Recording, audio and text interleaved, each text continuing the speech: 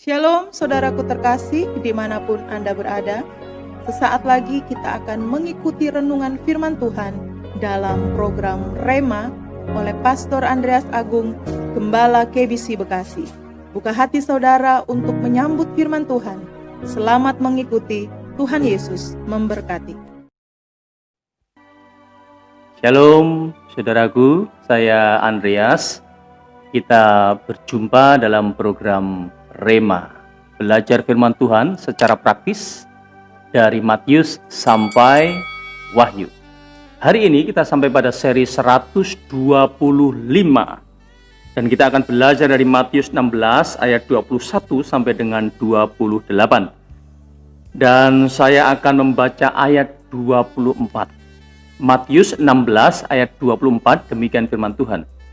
Lalu Yesus berkata kepada murid-muridnya, setiap orang yang mau mengikut aku, ia harus menyangkal dirinya, memikul salibnya, dan mengikut aku. Menyangkal diri dan memikul salib. Itulah tema Rema seri 125 hari ini.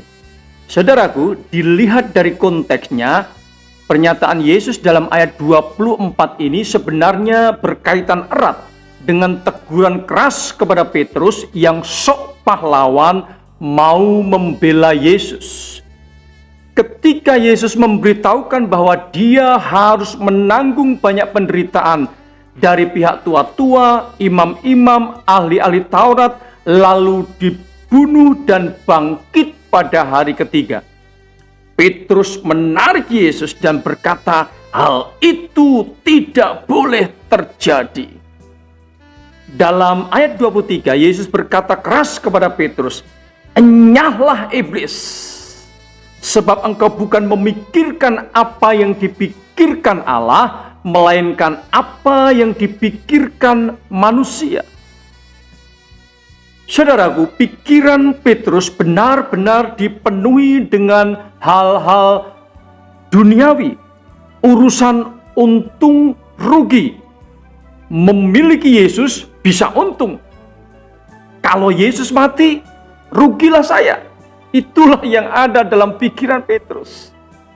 Saudaraku, dari uraian konteks di atas sudah sangat jelas dan gamblang bahwa ikut Yesus bukanlah hitung-hitungan untung rugi secara duniawi. Kalau aku ikut Yesus, bisa untung usahaku maju, tokoku rame, uangku bertambah-tambah terus, dan lain sebagainya. Itu pikiran-pikiran yang duniawi.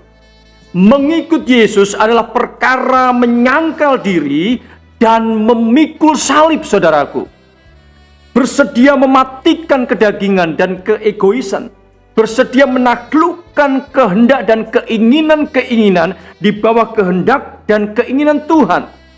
Bersedia terus belajar menyelaraskan pikiran kita dengan pikiran Kristus. Siapakah yang layak bagi Tuhan Yesus?